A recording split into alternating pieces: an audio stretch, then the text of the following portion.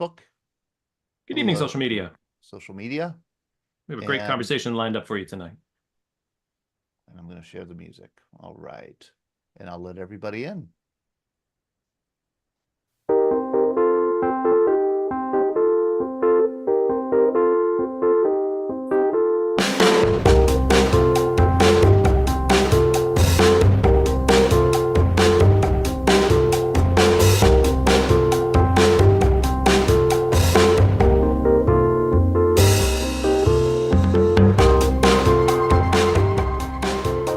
Good evening. Good evening, everyone. Welcome to Veterans Breakfast Club Scuttlebutt for Monday, September 30th. My name is Sean Hall of programming with the VBC, and I'm seeing a lot of great familiar faces here this evening. Daria, thanks so much for coming to join us this week. Your interview last week with Kristen Hanna was just glorious. It was awesome to have that part of the show last week. But it's so great to have you all in the room. Tonight, we have a really special program. We have Tony Swofford joining us, the author of Jarhead, the person that the movie Jarhead was based on, and also the author of Hotels, Hospitals, and Jails. We're going to be getting to all of that tonight. Tony, if you'd like to just wave so people can see you on their screen, how are you doing this evening? Hey, I'm very well. Thanks for having me. Really happy to be here at Yeah. the VBC. Absolutely. And we're welcoming back Glenn. Glenn, you made it back from the UK. Did you get a British accent while you were there? I tried and tried, but it wouldn't work. And I drank at most of the pubs in England. I think I covered 80% of them, and I still didn't pick up the accent. So, and I think the problem was I did not have fish and chips once. Yeah. So, But did you go to the Steelers bar? There's a Steelers bar in the UK. Did you go there? no, I did not. In London, I would imagine. No, I didn't even know about it. So, Oh, no, that's for another trip, if another time. if it wasn't 400 years old, I was not going. So I doubt it was 400 years old. And we're Now, also, go ahead.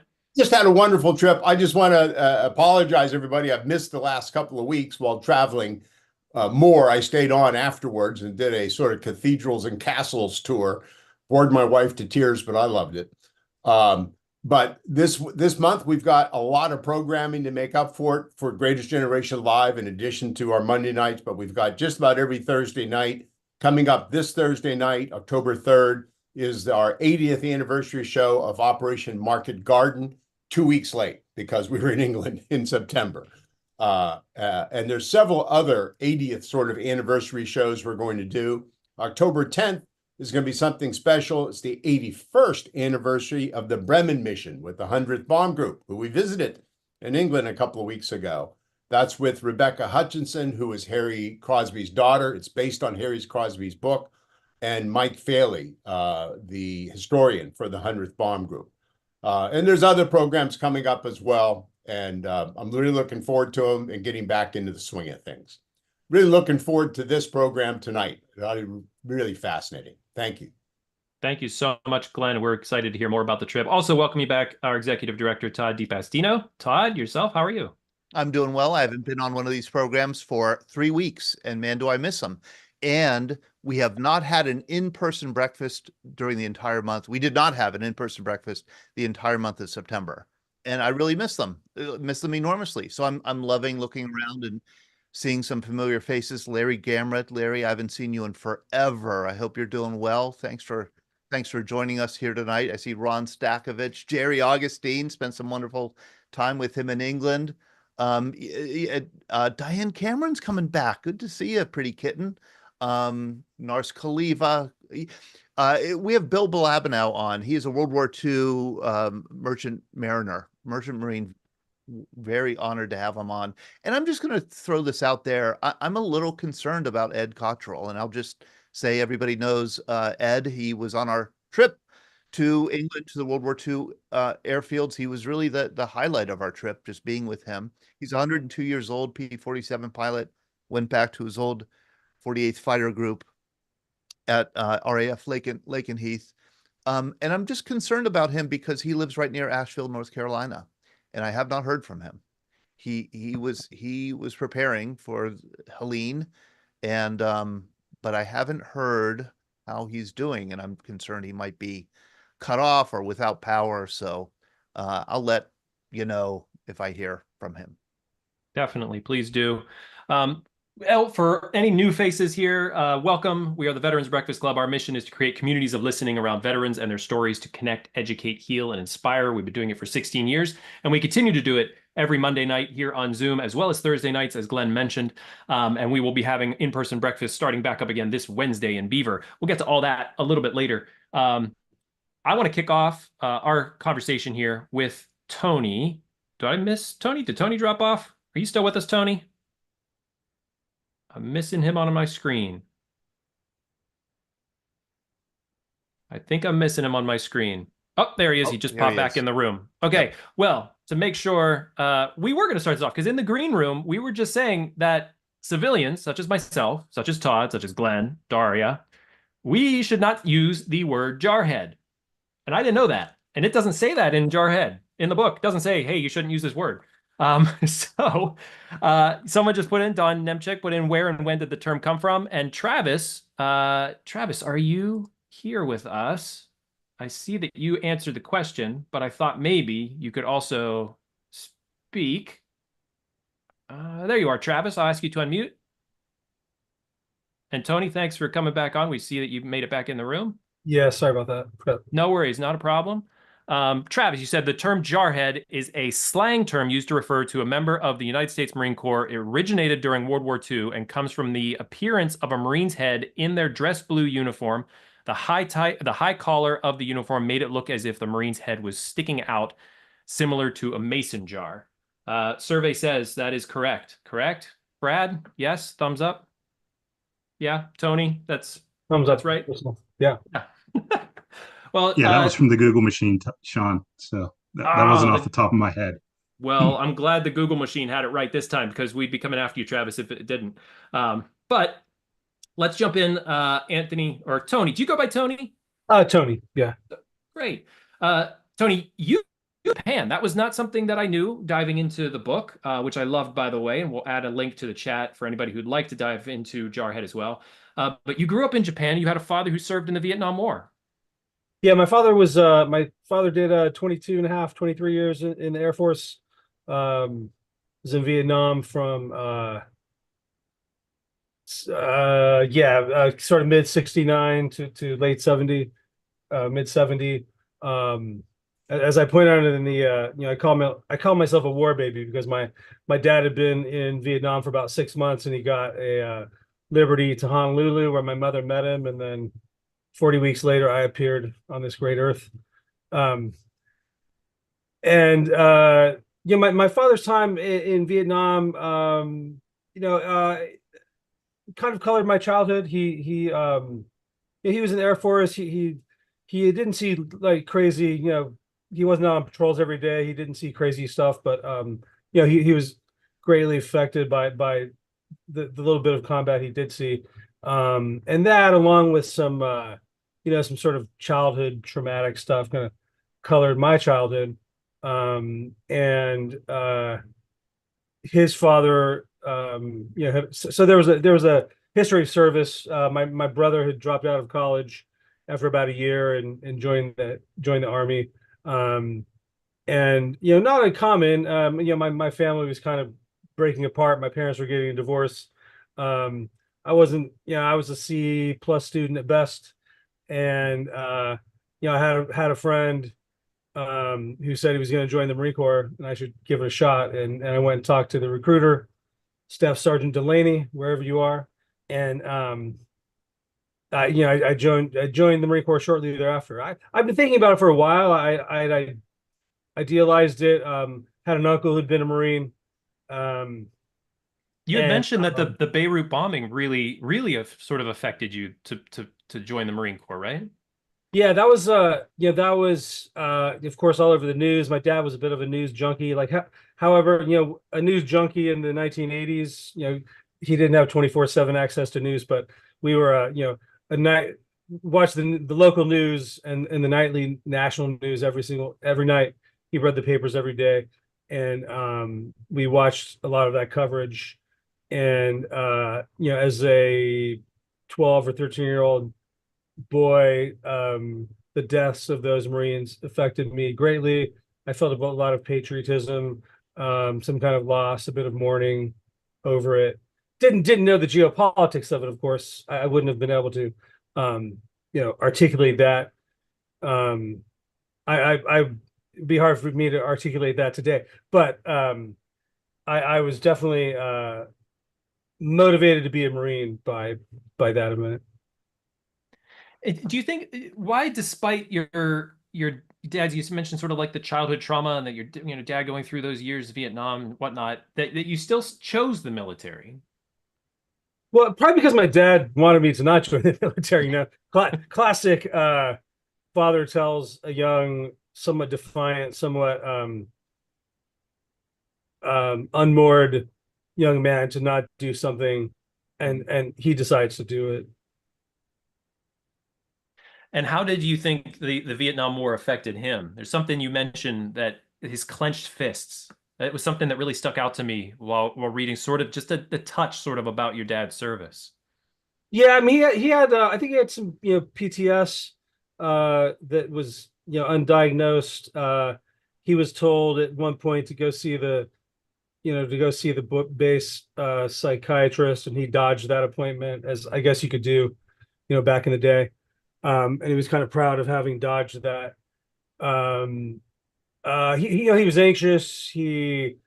At football games of mine, he wouldn't sit in the stands. He'd kind of pace the sidelines or pace behind the bleachers. He was just a guy who couldn't sit still. And part of that may have just been of his character, but I do think part of that was also of born from his service in Vietnam, seeing some friends and platoon mates die, and just never being settled after that. Now, jumping into sort of your service, you get into is it Paris Island is where you landed? No, I was a Hollywood Marine. I went to You were the other side. At what point during sort of your basic training, was there a point during that time that you kind of thought, this might not be for me? Oh yeah, within minutes of stepping off the bus. I have vivid memories of it. Just being on this bus. First off, sitting on my ass in the San Diego airport, waiting for someone to come pick me up, and some big burly stacked sergeant came up, started yelling at me and a couple other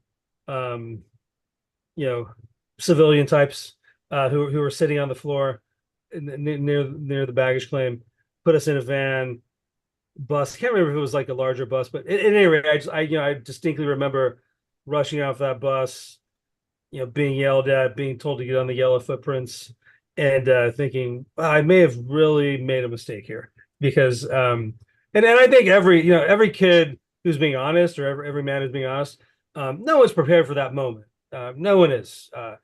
For me, that morning or the morning before, my mom had made me an omelet in Sacramento in the suburbs, and I kissed my girlfriend goodbye, and those yellow footprints just alter you. There's a version of a human that walks off that bus, and the Marine Corps especially is perfected altering the psychology and the hard wiring of that human, in order to do the thing that Marines are tasked with first and foremost, which is to go fight.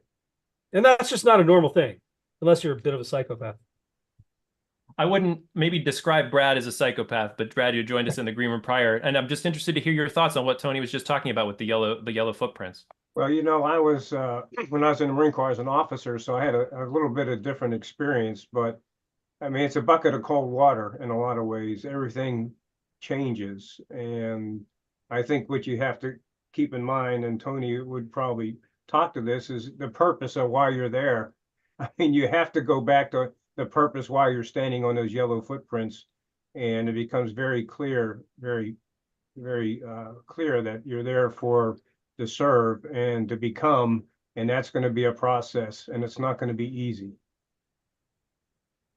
and whether that purpose is sort of patriotism or defiance or Tony, just trying to one up your brother, like the competition that you had with him, right? Yeah, I mean, my brother was an Army guy. He was God rest his soul. He was a beautiful older brother, died many years ago. But he was a dental hygienist in the Army, and so at the time, and he was a stud though. Like he was a natural athlete. I had to work for every gain, every win I ever had as an athlete, and it just came naturally to Jeff. And so there was definitely some big brother stuff that I was trying to take care of. But also many of my kids I grew up with, many of them were going off to college, and I was doing this other thing, and that gave me as Brad said, that was purpose. Like there's a way when they're yelling at you, and I know I'm not supposed to curse too much, but they're yelling lots of profanities and denigrating you with sexual banter and things they might do to your girlfriend or your mother. And it would be, you can just say, hey guys, I quit, this isn't for me. Like that it's a process. But I think it's also like boot camp is kind of a dare. Like, can you, young man or woman, actually do this thing? Because you're going to play like you practice, right? And when you play, it's big time, like high stakes. So can you handle this? And can you handle it as much? Most young people can probably handle it physically, but it's the mental component that I think they're really testing. Did you want to succeed in boot camp? In the book, it seems like there's this almost like I want to fail out of this, like I like to get away from it in a way. But were you the type that saw the, I think it's like sort of a leaderboard, and you wanted to be the best in that unit? Where did you sort of land? Yeah, sure. I mean, I think there were certainly dark nights of the soul when I was looking up at the barracks ceiling, thinking, I want out somehow. But also there's the they perfect it. And it's smart. They say, okay, Swofford, hit the road, dude. You're gonna go home. Your head's gonna be shaved, and all your boys from back in the block are gonna say, I thought you were gonna be a Marine. What happened? And your head shaved and you're not a Marine. What's your next move? Smart guy. And that again is sort of a dare and a challenge. But yeah, I was never the platoon leader, but I wanted to be the platoon leader. I wanted to be the biggest, the baddest, the most capable Marine. How would you sort of describe what we've talked about at the VBC as sort of the indoctrination? And like the indoctrination into the military is one thing, but then into the Marine Corps is sort of like this whole separate subculture. And how would you sort of describe that sort of change that created in you? Yeah, it really is a subculture. And sometimes, I'll go on the side here because I can get a little romantic about the Marine Corps now and then, now as I age, as my Marine Corps body goes further and further into history, and I'm more, my body is more, a dad bod. But I recently, I can't remember his name now, but there's a PhD candidate at I think he's at Hopkins, who was a former Marine enlisted man who then became an Army captain. And he wrote a book about, I think it may have been self-published, but about Marine Corps boot camp. And I just said, so is it BS? Because, because sometimes I just think this Marine stuff is kind of BS, like we're bigger, we're badder, we're faster, we're stronger, we do more with less. And this guy's, he's an Army major now. He said, no, it is not BS. Like Marines get more done. There's no training like the 13-week Marine Corps boot camp that exists, outside of, special forces guys, but in terms of just like preparing your base, enlisted person for combat and for military life, which, again, you don't have to go to combat for military life to be intense and for the stakes to always be high. And but his thing was like, yeah, there's nothing like the 13-week Marine Corps boot camp that exists. And there is some pride in joining that brotherhood and being a part of this thing that the Marine Corps is the smallest group of warriors in America, and I think there's a reason for that. But it wasn't for a while that you joined STA. And what is STA, and why is it so selective? Why did it takes like the cream of the crop? Well, in the Marine Corps, someone could probably correct me because I'm probably wrong about this, but when I was in Marine Corps regiments, had a surveillance and target acquisition platoon, which was what STA stands for. And so every maybe 6, 9, 18 months, depending on rotations when people were leaving, it was generally a platoon of about 20 to 22 enlisted men. And the platoon was run by the S2 officer, which was the intelligence officer. And so there'd be the S2 officer, probably, a staff sergeant, a couple sergeants, corporals, and partly like I felt very much just like a cog in the machine as an infantryman in a line platoon. As much as I, loved my platoon, 3rd Platoon Golf Company, 3rd Herd, Lieutenant Ralph Haynes. He was a great Marine Corps officer. He was my first officer. Captain Ferraro was our company commander. I loved what they were doing and how they were training me, but I wanted to do a little more, and that's what the state platoon would offer. And Why were you like, we're the eyes and ears of the battalion commander, and instead of 100 guys in the platoon, we were 100 guys in the company, plus we were 22 guys in the platoon. That our S2 officer was in direct contact with. It was sort of like battalion commanders' wants and needs, or what we were tasked with. How did you become such a proficient shooter? Just training, being behind the rifle a lot. I was an okay. I was an expert marksmanship with the M16, but I wasn't a great marksman. I think I just hit the threshold. But it was just training again. Time on range, time putting rounds down range. The shooter spotter relationship is very very special, and it's about timing and understanding one another.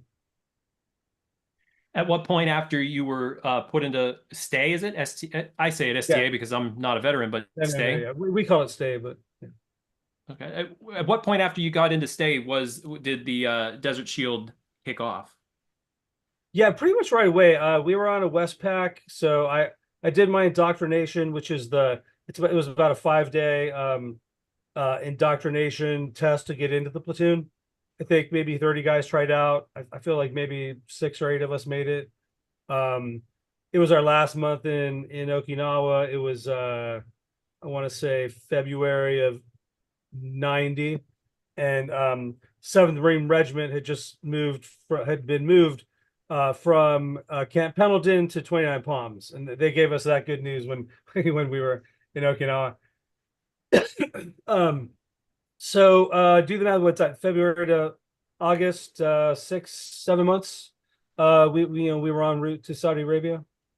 Did you have any inkling that this was going to be kicking off? I mean, we knew Saudi Arabia had invaded Kuwait. Was there sort of rumblings? Iraq invaded Kuwait. Well, yeah, sure. I mean, Iraq. Sorry, yeah, not Saudi Arabia. Yeah. Iraq. I knew that was wrong. No. As soon as that kicked off, which is like, I feel like it's around July 19th or July 13th, something like that.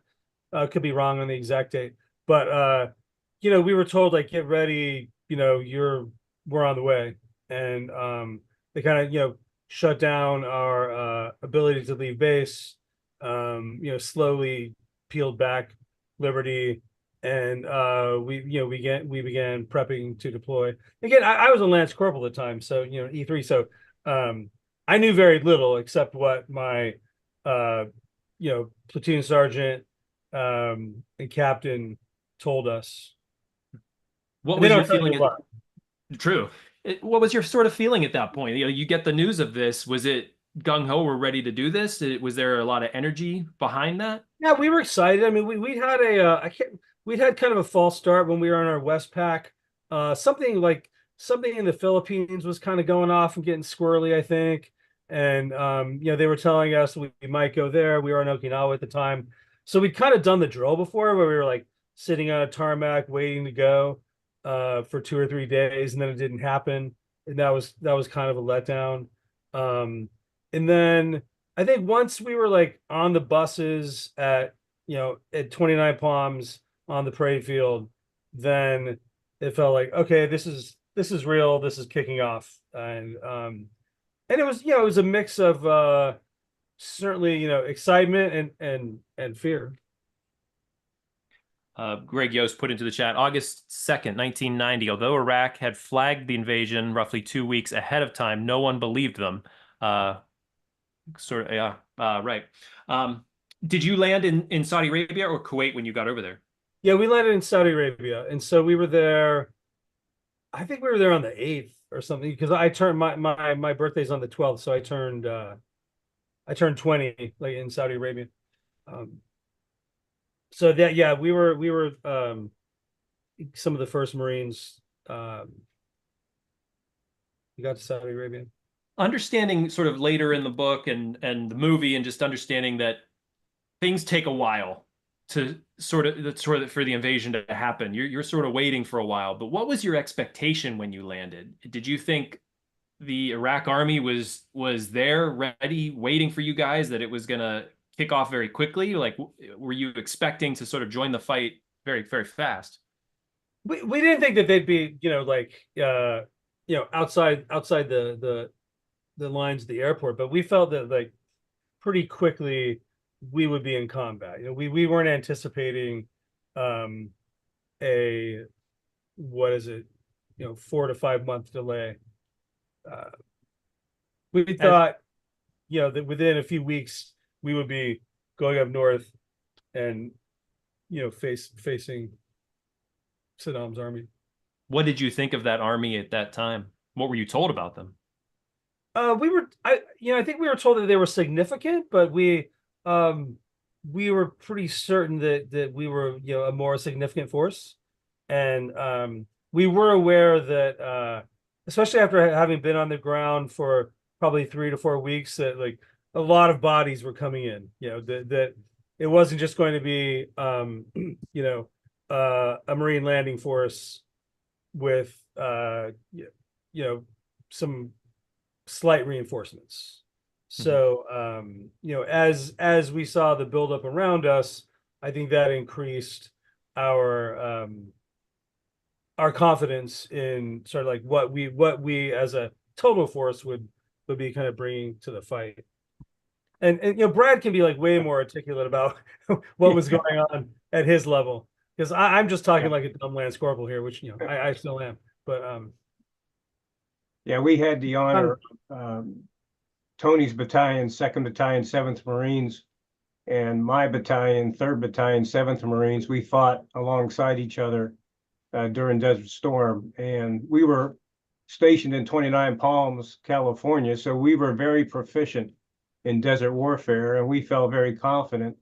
But going in, we knew that the buildup, a large buildup, but there was so much talk about chemical weapons, trenches that caught on fire, minefields. It really became a tough nut to crack, because the mission given to Tony's battalion and my battalion was to go in on foot 2 days before the ground war started, infiltrate through 2 Iraqi minefields, and create an opportunity for the mechanized forces that would come up behind us to punch through and continue unimpeded up to Kuwait City and other objectives. So we were in a frontal attack, something in the infantry, which was very risky and costly. But when you're dismounted infantry, light infantry, and you're at there's nobody in front of us. There was nobody in front of us but the enemy. And so we had a stay platoon with us also, and they were very instrumental in helping us move through the desert. They had some equipment like a beacon, and we would study the map and find out where we could move during the night and hide during the day. they would set up a beacon. It was called the Polar system, and we would move forward to that position and hide during the day. But we shared the same incoming with Tony when they discovered your position there. That those first rounds of artillery, when they came in, you were to our left, and we saw the rounds impacting. So it was a very dangerous mission. And the people out front, like Tony in the stay platoon, they saw and experienced probably an aspect of the Gulf War that not many people would experience. And his book is outstanding for that. And the movie, I think, got all the visuals right with the dense oil fires and the destruction, the carnage by the aircraft. But there's some, I don't want to take too much time, but our mission was go right at the enemy, frontal attack, so the big hook could go around and get in the rear of the enemy and destroy the Republican Guard. But you know, that's the big picture. There's so much there's so much to talk about, and I've sort of been downplaying myself because I'm so excited by the book, and I loved it. You brought up that good point that you were right down when the rounds came in, and I'm assuming this is the point in the book, Tony, when you start screaming rockets. That's right around that time. Yeah, I think Brad might be talking about the same event. That same event. Yeah. What I'd love to do is just read this bit of a paragraph. There's a bit of salty language, not bad, but this just makes my point that I loved every word of this book. And I'll quote here. Rockets, rockets, and forgetting, absolutely forgetting everything I've been taught about evasive action for rockets and only knowing the word rockets. I stand in place and piss my pants. This time, not just a trickle, but piss all over and running into my boots. Clear piss, I know because of hydration. No underwear and piss everywhere. Thighs both, knees both, ankles both. Bottom of my soft, wet feet both. Clear piss and no underwear because otherwise chafed rotten crotch and balls from humping because Vaseline only works to mile 10 and all wars and battles occur further than 10 miles from all safe points and blood rotten balls if you don't remove your underwear at mile 10 and rockets landing red glare and more rockets hitting everywhere around us, but they haven't hit us so far. They have only caused great amounts of terror and forgetting. The reason why I picked this is because it spoke to me of just the chaos of that particular moment and just the fact of like, I can only think this one word and so much chaos is happening and I'm wet and this is why and rockets and just that it gives me shivers just sort of. And then even right after that, no one is hit. And it's like, wow. Wow. And that moment is really captured well, I think, in the movie of just like the chaos of just this barrage. And you also had to run through this at one point to go get a battery. Yeah, that was like, I think that was the next day. We were still, you know, as Brad was talking at, you know, yeah, it was like, you know, Marine Corps foot infantry, right at, you know, what they call the tip of the spear. That we were pretty smart about what was in front of us. You know, the 3-7 stay guys did the same thing that we did, which was, you know, find clear paths. There was a berm. We were, you know, observing, and that patrol was like patrolling out beyond the berm, you know, and being shot at then, and being, you know, pretty like very well trained Marines, you know, probably, you know, some of the best trained Marines at least at the infantry battalion level. And I think all of us just, you know, the first time you're shot at, there is a forgetting. There's, you know, it's live rounds, it's real, and there's and that's, you know, I don't know, a 90-second moment from my life, but there's a lot of forgetting, and then there's sort of like you know, a quick recall of, you know, why we're here, what we're doing, mission, purpose, checking on, you know, comrades, and then moving forward. Hey, Tony, I think some of you talk about in the book, but you and I experienced the same thing. Probably more terrifying than that first barrage was friendly fire, taking fire from our fellow Marines in tanks, shooting depleted uranium rounds and 50 caliber rounds that cut right through both battalions. And unfortunately, it killed Lance Corporal Christian Porter in our battalion. But to be shot at by friendly forces, at the same time to be shot at by enemy forces, you see the green tracers, you see the red tracers, and they're both coming in your position, and you just can't get low enough. And you try to grab every radio you can to call ceasefire. That was scarier to me than the enemy fire, because you felt so helpless. You couldn't fight back.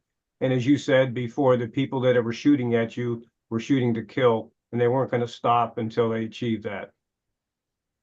Yeah, that's a great point, Brad, because yeah, you're not going to fire back on Marines who are firing at you, because, or there, whoever it is. And yeah, my sergeant, got a Bronze Star for calling in, getting on a radio, and being and stopping some friendly fire, which was hitting our convoy that was only less than a click behind us. And I don't, those Marines who fired those weapons from tanks, those Marines who fired from warthogs, like, they thought they were on the enemy. They thought they were, they thought they were running their mission. It's so interesting because you said it was like a 90-second blip in your life, but it's just that such a impactful blip. And I feel like, in a way, we're sort of jumping ahead of ourselves, because as a theater guy myself in my sort of a previous life, like, I think of the play Waiting for Godot, and that this long wait that you had in the desert, sort of building forces, and the daily routine, and running, and burning crap in barrels, and just like, and it's that type of thing that sort of lands so well, especially in the movie, this idea of just like, what are we doing? When are we going? This anticipation, the training, the hardcore training that you went through to like prepare for this battle, this, what we just spoke of, this sort of engagement, but the anticipation of all of that for months on end, and not having clear communication with home and things like that. I just wanted you, Tony, to talk a bit about that time. Well, yeah, I mean, the anticipation isn't just months, it's years, really. Probably, from age 13 or so, when I began to idealize, this idea of being a Marine, being a combatant, fighting, killing, dying. But retrospectively, that's some of the most fun. It's just like, playing grab ass with, having literally like catching scorpions and like having them fight, and then playing cards and talking trash about neighborhoods and families and girlfriends, and taking the piss out of each other, which is what how camaraderie is built, and that's sort of like where I think the real love among combatants happens, is actually during that downtime, because during the up tempo rounds coming in, sending rounds down range, you're just kind of living automatically. Your training is in, your muscle memory is happening, and during that downtime, that waiting time, is where you're allowed to be a little more human, and you're allowed to be fragile. You're allowed to be honest with yourself and with others. So moving back ahead, like Brad said, you start marching through, and they're burning the oil fields, and that's something that's very hard to visualize. And again, the movie sort of helps with that, is seeing able to see sort of what this hellscape kind of looked like. And was it the highway of death that you had gone through? Yeah, we were marching along it, adjacent to it. We were still we were ready, to engage. There was no assumption that there weren't enemy hiding within any of the vehicles, ready to ambush, ready to call in any error that they may have had. We, at that point, I think we were in, and Brad, you might correct me, but I'm not sure that we really knew of what the capabilities of the enemy were. Yeah, that's true. I mean, there was a lot of armored forces And thank goodness we had an air campaign before the ground war started, because what Tony and I saw was a lot of the effects of the air campaign and burnout vehicles and ghastly scenes of the destructive power of air power. But, you know, the battlefield is so chaotic. You hear sounds, you see things, you experience things. You don't know who's firing them, where they're coming from, or what's going on. It's like a puzzle, and you get a piece to it, and you're not really sure how that fits in other pieces. So it's and the oil fires, just, you know, at a bright sunshine day, it's pitch black out, and you hear the roaring of the fires. Everybody has a glow of orange through their face. It's like stepping into a third dimension, and you were just in clear sunshine hours ago. So it's a scene and a feeling that is just set in my mind, and I'm sure in Tony's mind too, of what you see and feel, and the oil droplets, you know, on your uniform. Yeah. It was just it was another dimension. It was something that's hard to describe. The movie does a pretty good job of visually it, but you don't smell it, you don't feel it necessarily unless you were there. But And I love that in the book, Brad, you probably remember this passage, but there's a very sort of poetic passage, Tony, of you actually letting some oil drop onto your tongue because you were like tasting what the earth was. That the earth was had a gaping wound.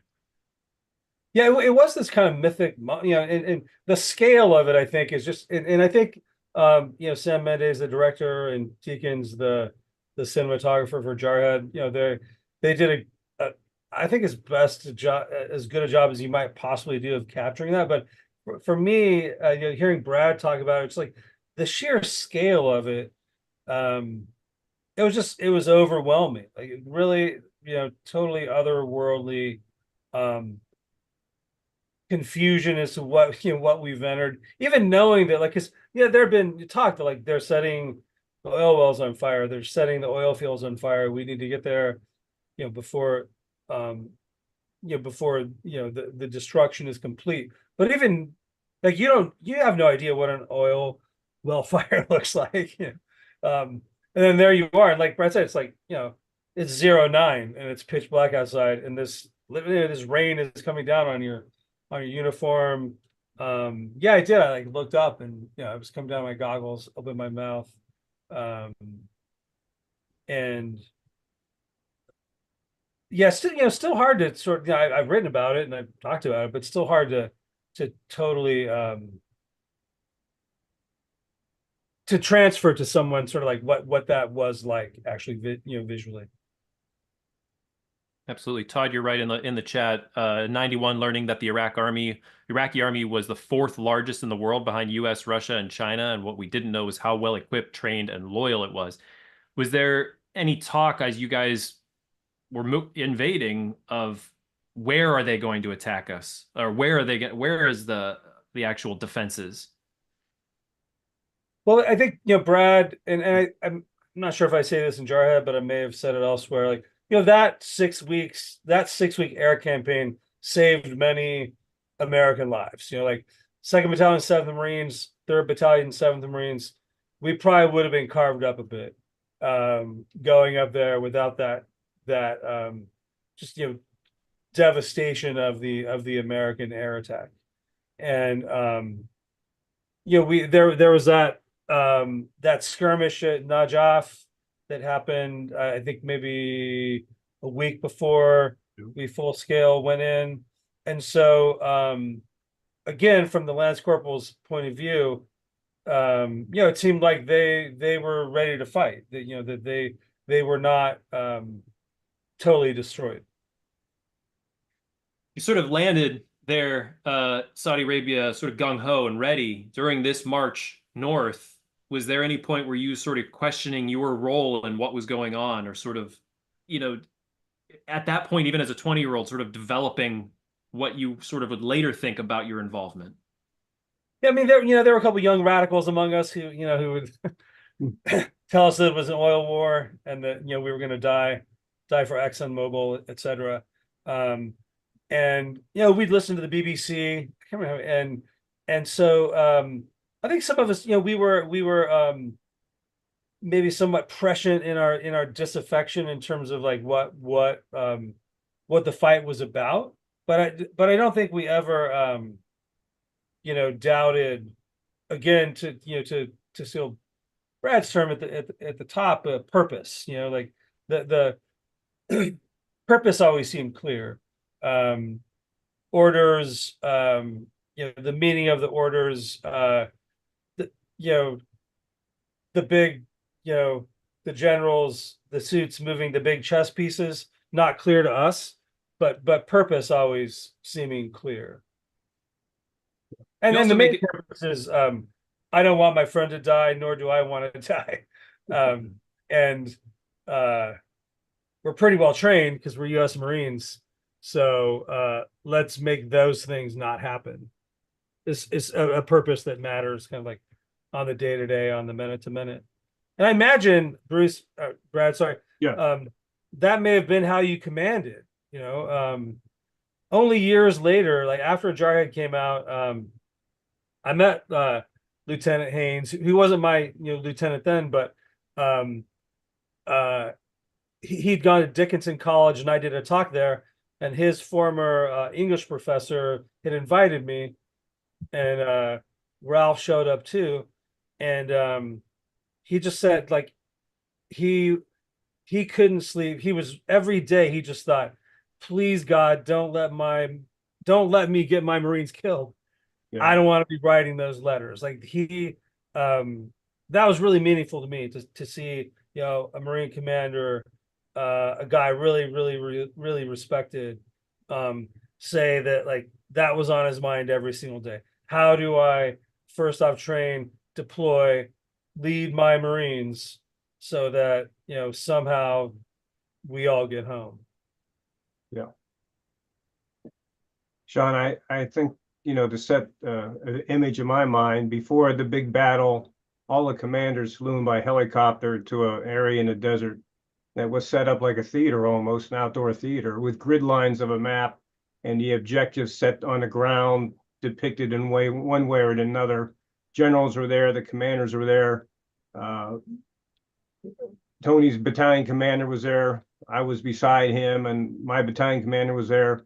And they walked through how the war would go, with the gentleman holding a stick and saying, this unit will do this, we will attack here, we'll do this. When they came to 2-7 and 3-7 and Task Force Grizzly, when they said, you're going to proceed before the ground war starts on foot, infiltrate through 2 minefields, and do this, this, and that, you could see and feel the faces turn towards the commanders, and they looked at us like they would never see us again. I mean, it was a big gulp factor to send light infantry in the front of an attack when there's going to be armored forces out front.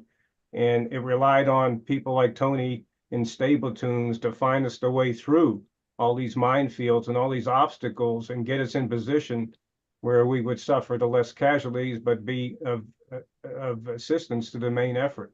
It was something else, and I have the deepest respect for the Marines that fought, especially in stable platoons that were out in front. I relied on them a lot, from their intelligence reports, their radio transmissions, and just their ability to tell us what was going on out front. We would have made a lot of mistakes if it wasn't for people like in the stable platoons. Tony, did you feel that you carried that responsibility? Yeah, we felt we had, our captain, Captain, oh gosh, I forgot his last name, Forrest. He made us aware that what we were doing mattered, and it mattered not just to us, but that it mattered, to the battalion, to the battalion commander. That we were, we took it very seriously, that we were his eyes and his ears. We were proud of that. That was something that that made us sort of, push our training, push ourselves, and being aware that there were really hundreds of thousands of troops behind us, working in some capacity or another. That certainly mattered to how we conducted ourselves. Brad, how do you get your mind right when you hear a command like that and know like that's a tough pill to swallow? Well, you go back to your training, like Tony said. I mean, we were trained and we were ready. It was a tall task, and I still can remember getting back on that helicopter as the sun was setting, and we were flying over Marines about to go into the attack, and they looked up at us, and they knew who was in the helicopter, and we just left the war planning, and we waved out the door, they waved back, gave the thumbs up, and it was a shot of adrenaline because you were going into combat after all these years of training. You had a mission, you knew it was going to be tough, but your Marines beside you, you have full confidence in them, and you're trained up, you're ready to go, and it's a mechanical process. It's just muscle memory, mental memory. You start writing the orders, and you start briefing people, and you get them ready, and there you go. I hate to bring up sort of the other side of this coin because it does come up in the book of this idea of being dispensable, Tony. And I didn't know if there was some feeling in there of like they're pushing us in first, and that means we're the dispensable crew. But there's also that other side of that coin of like they're pushing us in first because we're the ones that are going to know what's going on and report back. Can you speak a bit to that? Yeah, sure. I mean, I think the dispensability was a bit of a given. Like as a Marine, Marine infantryman, I think you know that you're dispensable. That's part of the job, and certainly we were aware of that, knowing that that we were going to be on foot for 25 to 30 miles, that we weren't going to have a lot of support, and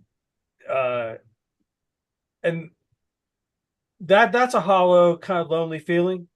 I think at the berm, my platoon, we'd all been across the berm a couple times. We'd been through the minefield, but that was still as excited as we are. And Brad's right. I mean, I remember now knowing that our battalion commander was at that meeting that Brad was at, that planning meeting. I think I remember our staff sergeant saying, battalion commanders at this meeting, we're going to know our marching orders. We're kicking off, full scale 05. Just get ready. There was that excitement, but there was that sort of lonely, hollow feeling, and I think we'd all kind of made some sort of peace with it. That if the Iraqi army, as again like fourth largest in the world, if their capabilities are what we've been told they are, there's a good chance, a few or many of us aren't going home. And but what do you do? I mean, there's you're you can't book a plane to Cancun, Not at that time. Who would you say was your closest pal at that point? Was it do you call it a spotter? You were a two-man team, right? Yeah, I was really his spotter. We were a two-man team. Sergeant Krotzer. We had the M40A1 sniper rifle. We'd also been lucky enough to train on the Barrett 50 cal. So we were humping both of those weapons between us. Which, by the way, I'm sorry to interrupt. I love the chapter in your book that sort of you just decide to break down the entirety of the is it the M40? Yeah, and you just talk about like I loved that chapter because it sort of broke everything up, and then it just became about this idea of like everything you know about this weapon, which I always seem to like have this image in my head that the Marine Corps and like this is my weapon, this is just as a side note. No, yeah, I mean, I can't remember when I decided to do that. Probably I was feeling a little lazy as a writer, frankly. I was pulling from my old binders of Marine Corps knowledge, which I still have in storage somewhere. But I also like nomenclature matters, like knowledge matters. Knowledge allows you to master the weapon, whether it be an M16, a service pistol, a bayonet, a piece of artillery, a helicopter. Nomenclature,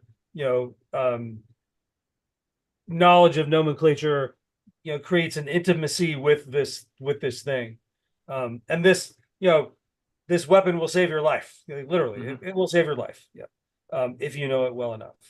That was a bit of an aside there, but sorry, yeah, the side. So you go back to you were lucky enough to have the M50. We had the M48 and then the Barrett 50 cal, Barrett which 50 cal. I'm not, but so operationally, I was probably closest with Sergeant Krotzer. Emotionally, closest with the guy named Troy Collier, who was on another sniper team, but he was a great Marine to us. Kind of a Brad probably would have considered him a problem child. He'd had an NJP in the Philippines. He'd sampled the local herbal remedies, got kicked out of a pretty sweet gig, and landed in our Stapleton because he was still he was just a beast of a Marine, and yeah, a beautiful human being. At this time, were you writing the book in your head? It was in it till years later that you started in on Jarhead, or how did that sort of start to develop? I was definitely writing notes. I still have I should have brought it as a prop. I still have my my green journal that had has Stapleton written on the front, and a number of politically incorrect slogans that were part and parcel of Marines in when I was in. And I was taking notes. I was thinking a lot about my Marines, my colleagues, what we were in. I'd wanted to be a writer since about age 14, but I didn't know what that meant. But I was definitely, I was always an observer. I was a third child. I think I had to be an observer. I had to kind of like, clock what was going on around me. Also, I had a little sister, so I was sort of like always clocking people. I was a listener.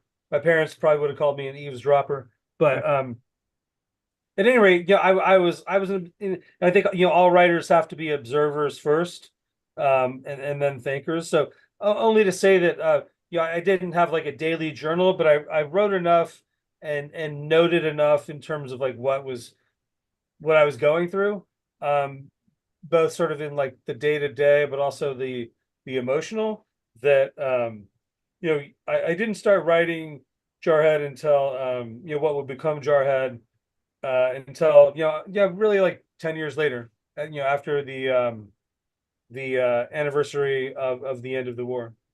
Which is amazing to me because you do nail that emotion so well throughout the book. And I think that's maybe what I connected with so much as I was sort of devouring it.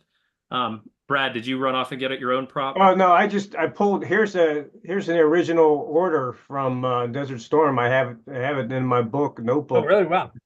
I'm sure Tony has all these things too. I have some of the original propaganda leaflets that you found in the bunkers the Iraqis had. They were planning to drop on us, and I don't know. You tend to hold on to these things, and somewhere I have a pair of binoculars that my corporal went into a bunker and came out and said, "Sir, here's a pair of binoculars for you." Which, Tony, you talk about, it's very dangerous to go in those bunkers. I told him, do not go in bunkers, and he kind of looked at me like, right, and he came back with all these souvenirs, but they were booby trapped. Some of them, as you write in your book.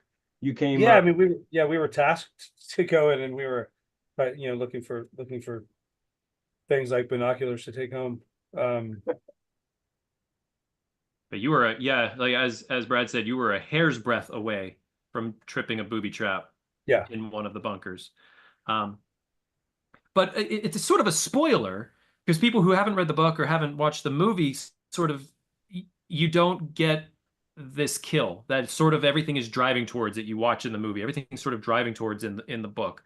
But it's this thing that's sort of like you almost have to ask about, because if I have time to sit with you, it's like this idea of why it's the most, it becomes sort of at the end of the movie in a way that one of the most important things. There's a huge moment of you're just about to get it, and then I know they sort of played with the narrative a bit from the book that the general comes in and he orders the airstrike and it takes out the target, and it's just this huge letdown.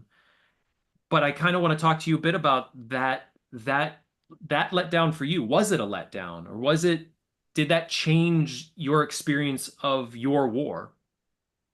Yeah, at the moment it was absolutely a letdown. And a captain did come. I think it was the S. I can't remember. He was S4 maybe. Did come in and pull up a stool and get his comms going, and told us that he wasn't going to let us take the shot at the airport, that he was going to call in air. And at the time we were pissed, and we wanted that shot. I think it took me and I think many of us who came back felt like, was that really a war? Like, maybe it was enough war. Actually, hearing Brad articulate what 3-7 and 2-7 were doing, makes me think like, oh shit, yeah, that was war. Like that was pretty intense what they were asking these two Marine battalions to do. Light infantry on foot in the desert. But that was like, that was kind of nagging a bunch of us, I think, when we came home. What was the value of it? What was the value of the experience? Could we, we all got combat action ribbons, and like, okay, well, what does that mean? You got your car, but what was it? Is there, philosophically, like, is there like a certain amount of carnage that one must, experience or witness or practice on other humans in order to really be a combatant? Those things were certainly lurking within us, which I think is why I, kind of, as much as I wanted to get my education, part of why for a while there I played with re-enlisting and staying in the Marine Corps, because maybe like I wanted to get the next one. I wanted to be there again. I asked Todd to unmute because we're going to take our station break here in a second, but also recently we've had a very in-depth discussion here at VBC about a recent article written about combat veteran, the term of combat veteran. And Todd, I don't know if that rung true with you with just Tony, what Tony just said. Yeah, that there have been very few questions or subjects that we've posted about that has gotten more traffic than the question of, should we eradicate the term combat veteran from our vocabulary? One Vietnam veteran wrote an article saying that we should, and he's a brave man, because I'm going to have him on in a few weeks to defend that position, because man, we've just been pummeled with dissents from that idea. How important that, the experience of combat is to one's identity, afterwards, and life experience. Yeah, I have other questions for Tony, but I'll hold off. All right, and I do have one more quote to read from the book here after our station break. We'll take that now. Rich, I know you've had your hand up for a while. We'll get to you in just a minute or two. I'm going to share my screen and just thank our sponsors. I want to thank first tobacco-free Adagio Health for supporting the VBC. They are dedicated to preventing and reducing tobacco use, educating people about tobacco hazards, and advocating for healthier places to live, work, and play. You can find out everything there is on offer at their website, tobaccofree.adagiohealth.org. I'd also like to thank UPMC for Life for being a wonderful sponsor for the VBC. They can help you make sense of Medicare, get the answers and information you need, such as how to choose the Medicare Advantage plan that's right for you. UPMC for Life has plans designed for veterans by veterans that can save you money and get you more benefits. You could view all of your plan options by going to upmchealthplan.com/Medicare. I want to go back there to the previous. This is our VBC magazine. The new one, Todd, is it going to the printer? It's at the printer. At the printer. Our next issue is at the printer. I don't have a picture of it, but it's a beautiful cover asking, what is a veteran?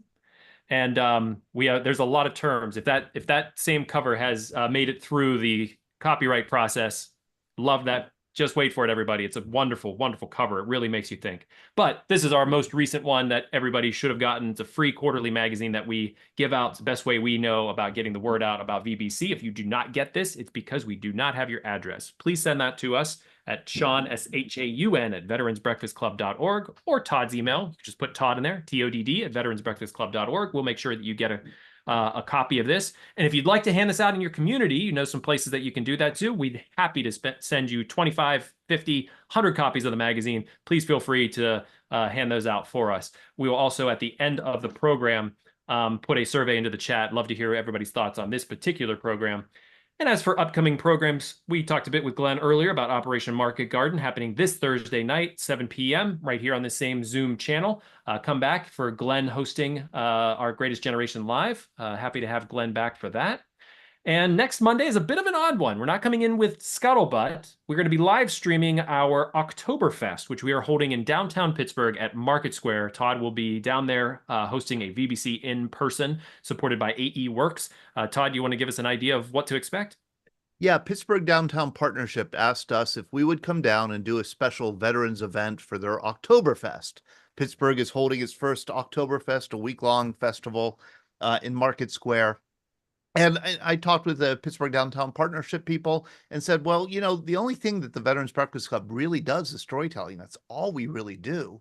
And so if we're going to do an Oktoberfest, we're going to have some stories. And they said, great. And they also said that they would throw in, with the support of AE Works, live streaming. So they're going to have a camera crew there to live stream this event. And my thought was this: because it's Oktoberfest, I thought we would focus on those who served during the Cold War in Germany. Germany saw a huge number of American troops go through it over the decades of the Cold War. And I was specifically interested in people who were there in Germany for the fall of the Berlin Wall. That anniversary, the 35th anniversary, is coming up this November. So our program next week on October 7th will be focused on Cold War veterans, especially who served in Germany and during the fall of the Berlin Wall. This will be, the timing of the event will be a little bit different online. It'll be from 6 p.m. to 7:30, 6 p.m. to 7:30, but we'll get that information out in emails. There's just a picture there of Tony. I think that's you, Tony, right? I think that's what me. I was going to say, that's what the Google told me. Yeah, that's the Google's right about that one. And where is this at? That's we were doing security for we were on a Saudi Arabian military installation, and we were doing Overwatch there. And I'm gonna say that's like early so the Air Wars kicked off. That's like early January 91. Nice. Rich, I asked you to unmute. I know you may have had a question for a while, but go ahead. Well, that's all right about my question. Tony, thank you for your service. All right. My older brother served as a Marine in a howitzer battery, but never had to deploy. But anyway, thank you. I'm a clinical psychologist. I'm retired, but I do a lot of research on combat trauma. I could spend hours with you talking about your experiences and processing with you. When we do therapy, I've done therapy with combat veterans. I say, take me where you are now, what you're thinking, what you're feeling, what you're touching, what you're hearing. So my emphasis is on combat trauma. A lot of what you describe is in this book that's called Shooting Ghosts. And it's all in the Middle East area. Thomas Brenneman and Finbar O'Reilly, who captured, he was employed with this squad in an outpost, Marine outpost. And so he captured it, a lot of video about the horrors of war. Now here's just, I could spend hours just inquiring. You as a sniper, if you realize it or not, you are the most cost-efficient and kill-effective soldier on the battlefield. Can you Well, imagine that? yeah, cost effective and And kill efficient. yeah, I mean that You was guys don't miss. Your job Yeah. is not to miss. It's one and done. And then you move on to the next person. in general. Again, Brad would you know Yep. confirm this for me. But yeah, I think Marine Corps training post Vietnam was very much about like what it took, 1,000 bullets to kill somebody in World War I, 500 in World War II, like getting down sort of Yes. like just the cost benefit analysis of how many rounds must go down range in order to Yes. to get rid of an Yes. enemy.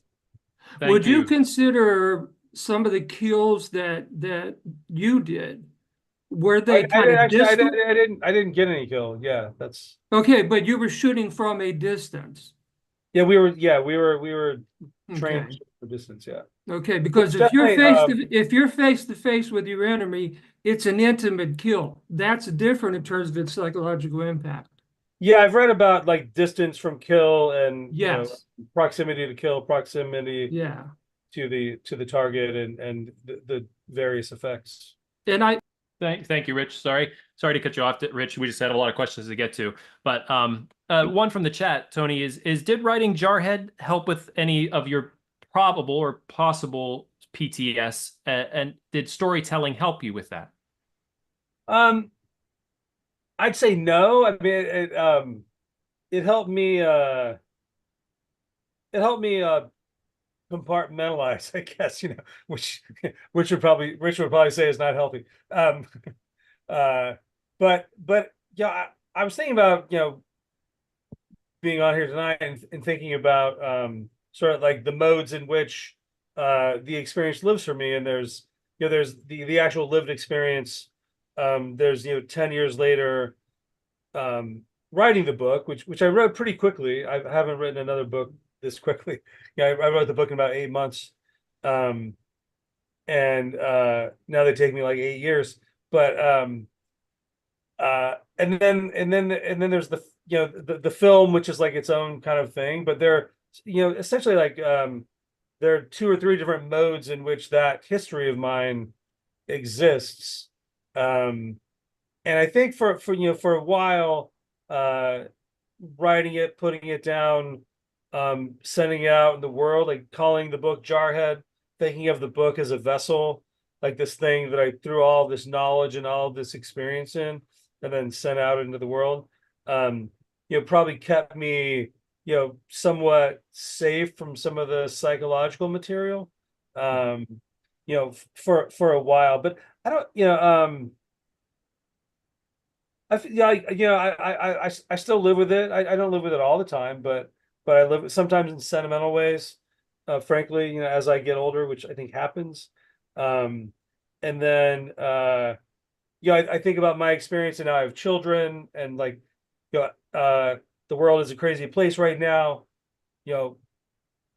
In a short period of time, will 1, 2, or 3 of my children be in a position where they're being asked to deploy and fight? And so the experience means different things to me now than it did then, just as like a book means something different to a reader at 20 in college than when they read it later. I don't know if I answered your question, but I think so. And it makes me think of sort of the beginning of the Jarhead, the book, where you say, I've opened my ruck, as you sort of physically did, but now I must open myself too. And I'm wondering, because we could spend a whole nother 90 minutes or longer talking about the transfer of sort of the bearing of a soul into sort of a Hollywood movie, which took your story and produced it for the masses. And sort of did that one, I want to ask sort of about that process, but like the bearing of that soul, did you feel vulnerable at any point during this? Because you don't hold back on a lot of the things that you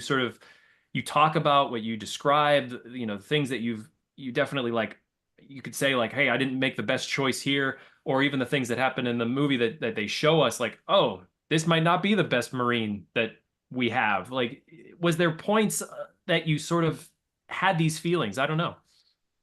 well, it was my first book, and I was very romantic about books and writing, and I'm probably less romantic now because it just feels like a gig. But although I'm being kind of dismissive, I felt like I had to write the very best possible book that I could, and that if I was if I wasn't honest about, because I decided to write a memoir, if I wasn't honest about that person, then people would know. Like you would just know, you would know a fake, you would know a fraud, and I I came to think probably 100 or so pages into the manuscript, I began to think of this as like a Swofford slash I figure, so that I could create some sort of distance from that character in the book, and I had to sort of throw him under the bus. I had I had to, it was like warts and all, dark thoughts, darkness and all. It couldn't just be, and I mean, I say beauty. I don't think there's a lot of beauty in the book, or a lot of beauty in that young man. I think there's some patriotism and some pathos and some ego. But those are all things that make Marines, the epigraph at the top is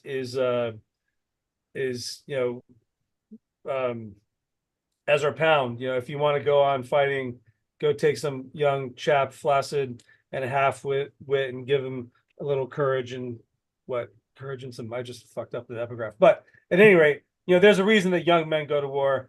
There's a reason that there's a romance that's attached to it. I've kind of lost my train of thought here. Sorry. That's right. It makes me think of what the subtitle is here: Jarhead, a Marine's Chronicle of the Gulf War and Other Battles. And it wasn't until I started really going through the book that the other battles really stuck out to me in the title. And I remember bolding that and thinking, this isn't just the other battles that you deal with in boot camp. This is the battles with your dad, the battles with your siblings, the battles with your squad mates, the battles with everything, fighting and hating the world, or it sort of opened up my mind to a lot of. That's what I find beautiful about it, personally, in reading it, is I find that I got to live in your head for like a month while reading this, and really was moved by it. And that was kind of beautiful to me, is seeing sort of a complete, and just going back to what you just said, it's like this complete human that you wanted to put out there.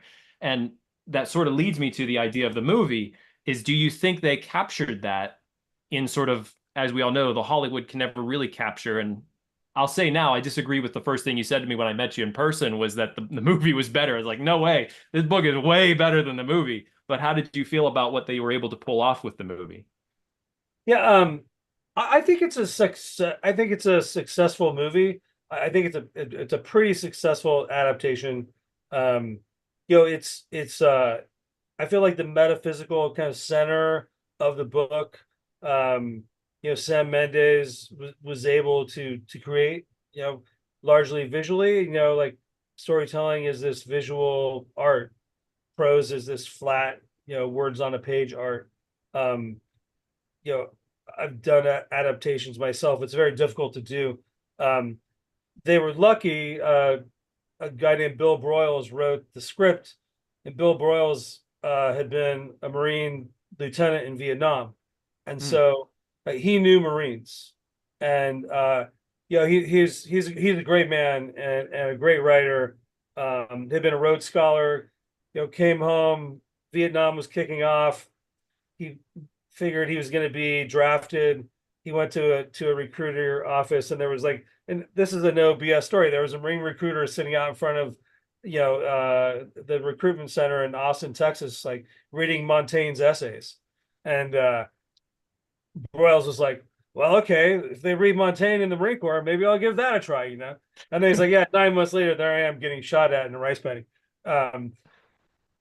So maybe not the best choice, but I lucked out having Bill be the guy who was adapting the book, and because he said, at heart, like, he's like, Marines haven't changed, like, tactics have changed. You're a little smarter, maybe. You're definitely better trained, but you're still a bunch of knuckleheads who are just like going off to kill people. Yeah. And and I'd say that that's, true from, for 1,000 years. Like the people who are tasked to go off and fight are really kind of similar human beings today as they were 1,000 years ago. And that's so I think they captured that. One of my problems with the film is a lot of it is like it kind of makes us look like we weren't really professional Marines, but we were. Like we were really good Marines. They busted me down to private. I think that pissed me off. I never got busted down. FYI. Right. But those are small things. I like the movie. I think it holds up. As a war film. I think it holds up as a pretty strong adaptation. It's like much worse things have been done to people's books. And I early on I was on a panel with Mark Bowden and the writer of Black Hawk Down, and I think maybe I just sold the rights, and someone had asked Bowden about the film of his book, and he's like, it was the best 90-minute commercial my book has ever had. And he said, like, I cashed the check. I was happy cashing the check. I think they did a pretty good job, but he just didn't like get into it ego wise. And I didn't either. And I think partly it was hearing that from Bowden, having Bill Broyles be the guy who was doing the adaptation. And also just sort of like, as I talked before, like the book had become a capsule. And like the book was this thing and I'm this other thing. Writers tend to get like really pretentious and tender about what Hollywood does to their books. And I just always want to call BS on that. It's anytime I hear a writer, starting to, kvetch and complain about what's happened to them, I just want to tell them to, Well, usually whenever you look around your group of friends, at least in my group of friends, we say, hey, who would play you in the story of your life? Not many people are going to pick Jake Gyllenhaal for me. So you're way better looking than him, by the way. oh, thanks. My abs are tighter too. There was one big difference between the two is that the book ends with almost like an apology and sort of the portents of future wars, and the movie ends with this sort of longing and the last phrase saying we are still in the desert. And I just kind of wanted to hear your thoughts. I know there's a couple other questions here in the chat I want to get to, but that was like my main sort of takeaway as I sort of wrapped and finished and sat back from the book and feeling like wars are going to continue. And there's almost this like, sorry about that. But like in Jarhead, there was like, it was more insulate, like internalizing that we are still in the desert. We're still there. Like, what did that difference mean to you? I don't know that it, no, that's a great question. My theory is that they were attempting to, that the filmmakers were attempting to, in that last scene, kind of add some sort of like literary flair to it, or like a literary turn to it, and to give this, call out to this future version of me who would go off and become a writer, and grapple with like articulating the meaning of it. It's possible I'm being way too generous here, but and that the idea of like the wars continue. I don't think they're so far off from each other. The version of the book may just be a little darker and more stark, and and perhaps that's not what they wanted, the film. I've unmuted Brad and Todd, and I know we have only a few minutes left. I know that both of them have a couple of questions in the chat, so I do want to. I'll cede my last 5 minutes as much as I have 10 other questions. Please, Todd. I know you mentioned you had a couple questions, and Brad as well. How did you prevent name and fame from ruining you? I mean, it's not you. You've enjoyed a fame and celebrity and success that few writers do, let alone writers with military backgrounds. You're in a very elite group of writers who have kind of defined their wars, and you kind of gain that position at a very young age. That can often ruin that kind of success, sudden success, can ruin people. Was that a struggle for you? I don't think it was. Like, some people might disagree, but I think I was raised, with humility, and to have humility, and to have respect for others, to have respect for, again, like the idea of purpose. And then, like, as a writer, I was trained by, I was lucky. I had great, I had mentors who really stressed that, the book is bigger than the writer. Yes. And like, I want to write a book that people would read in 100 years. Yes. And that's more important than me, Yes. and I always had that in mind. I stayed close to my main mentor at grad school, who was a guy named Chris Offutt, who just like always checked me. I mean, I had good people around me who would always just sort of say, like, yeah, you're still, an effing knucklehead, you're still a Marine, you're still a writer trying to, like, you're only as good as the next book. Yeah. And so that I think that has kept, that's part of what has kind of saved me in a way from that, because certainly writers have historically succumbed to the sort of, the sting of fame, the poison. Yes, they have. Do you And think I don't know if it, I just, like, I really, today I was like, I'm just a writer. Like, like, I'm a writer who wrote a book 20 years ago. Yeah. I think I wrote the best book that I possibly could have at that moment. Thank God people read it. A few people still do. I have, I have the honor of, like, sitting here on a Monday night talking to people, about warfare, about warriors, about literature. That's a great treat. Like, I couldn't have made it up. Brad Washabal, did you want to ask a question? I just wanted to say it's been a real pleasure, Tony, having you aboard. Are you a Yinzer? Are you living in Pittsburgh now? I am in Pittsburgh. I'm in the South Hills, not far from Todd, I think. Well, good to have you aboard. And are you a Steeler fan? I am a Steelers fan. My first Pop Warner team on Tachikawa, Japan, on Air Force Base, we were the Steelers when I was in kindergarten. Well, So. Seriously, I have not read a book as fine as yours, as talking about warfare at the level that you were. And, you and I were there, but you so well wrote about it. And it takes you right out to the sand, to the aspects of war. And I hope people that read it, it helps bridge that gap of understanding or misunderstanding between the military and the civil world. There is a lot to digest in the book, and you've done a masterful job. And I want to thank you from one leatherneck to another leatherneck. I won't call you a jarhead. I'll just call you a devil dog or a leatherneck. And thank you for everything you've done for the Marine Corps and for everybody that served. I'll take leatherneck. That means a lot, sir. It really does. And I will say, Brad, that yes, it has. It absolutely has, being a non-veteran myself. We've mentioned this before on the program. I get to touch a piece of this, to touch the edge of that veteran world, and I really felt like with the book, I could get right up to it. As a civilian, it shined. And I would be remiss if I didn't mention hotels, hospitals, and jails. I started into this immediately, Tony, after I finished Jarhead, because it was like the sequel that I wanted. I was like, I want more of whatever that was that I just read. I want more of it. And I've been enjoying that read as well. Could you give us sort of an idea of why you chose to write this novel, or not novel, but second memoir? It's quite a bit about my father, his Vietnam experience.